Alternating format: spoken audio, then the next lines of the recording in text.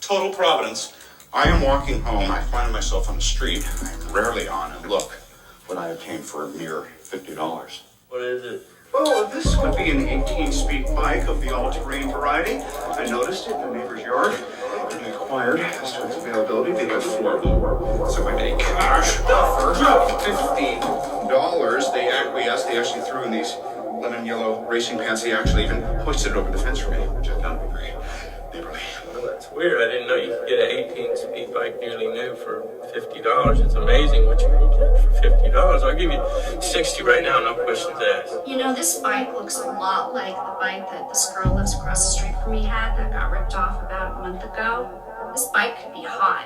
They probably jacked it these hoister friends of yours. Sure they did. I mean, if they've got Ford, so they get that cheap. Right? You should at least show it to her so she can see if it's hers. Yeah, okay, I can do that, but this thing, right? Okay, so it can't be, not to invalidate your intuition, but it's... Why do you say it's an 18-speed when it only has 9 gears? 6 right here, 3 at the other end of the chain. 6 plus 3 equals 9. It's a 9-speed bike. Yeah, but even a 9-speed bike for $50, you still got a good deal. Okay, those guys told me it was 18 speeds. I just got great. Wait. Now I count 8. 6 here, and then 2 in the front. That makes 8. What do you think happened to the missing gears? Think? I know. Probably working on it, these gypsy grifters with improper tools, no technical knowledge, no understanding of reverse engineering, and when they attempted to reassemble it, they panicked, they got scared. They left 9 orphan gears. They're just laying on the floor. They're probably still there on the floor of the garage. Let's just go rescue the orphan gears, dude! Don't you see that that's part of the plan? They're going to try to sell them to me, not give them to me as they rightfully should have, as included in part of the original sale price. Oh my God, there's no telling what else If all of us go together, they'll give them back. Oh, you bet they will. Oh, you bet they will. Let's just go as a team, okay? Wait. Are you sure there are only 9 gears on this bike? 8.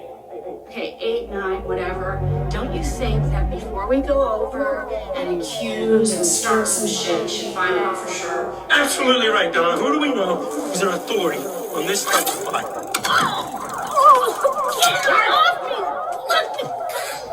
We are way too close to this.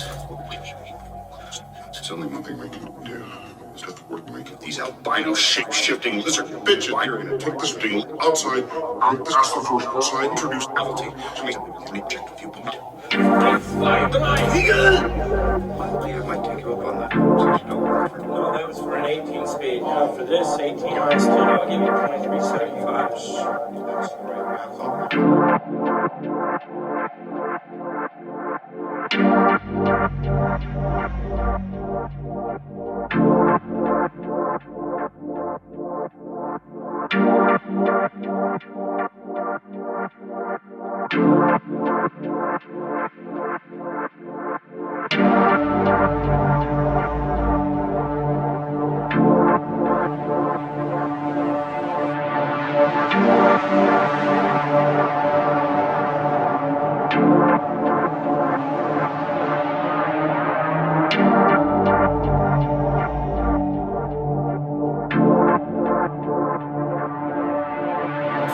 This is crack, rock cocaine.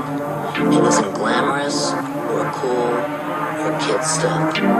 It's the most addictive kind of cocaine, and it can kill you. What's really bad is nobody knows how much it takes.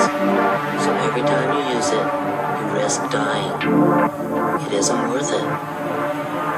Look, everybody wants to be cool, but doing it with crack isn't just wrong. It should be dead wrong.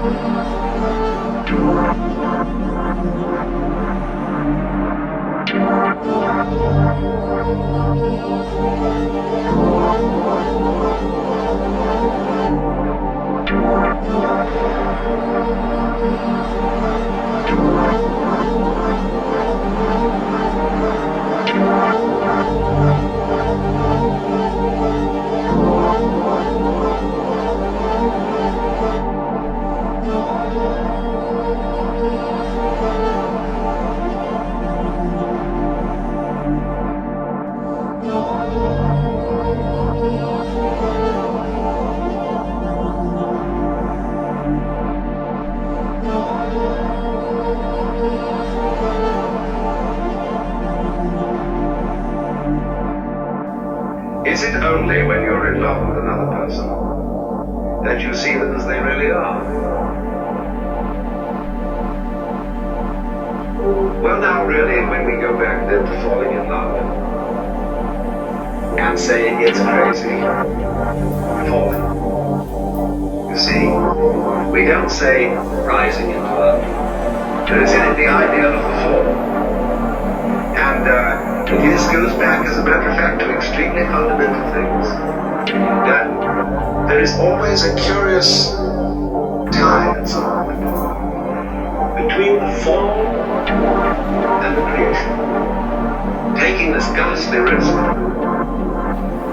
is the condition of there being life. You see, for all, the life is an act of faith and an act of gambling.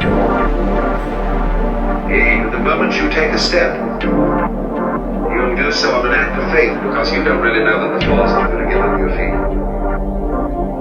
The moment you take a journey, what an act of faith. The moment you enter into any kind of real undertaking in relationship, what an act of faith. See, you've given yourself up. But this is the most powerful thing that can be done. Surrender. See, and love is an act of surrender to another person. Total abandon. I give myself. Take, remember, anything you like. So, that's right there. Because you see, it's letting things get out of control. All's asking me to keep things in control. So, actually, therefore, the course of wisdom, what is really sensible, is to let go, is to commit oneself, give oneself up, and that's well man. So we come to the strange conclusion that in madness lies sanity.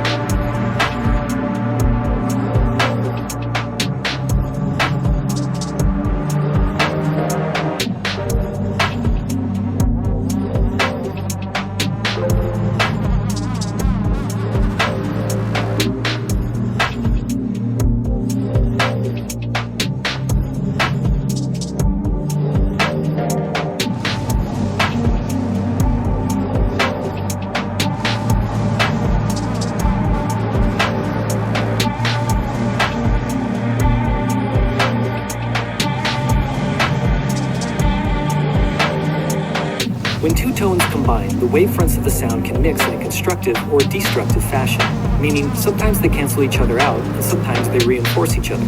When two tones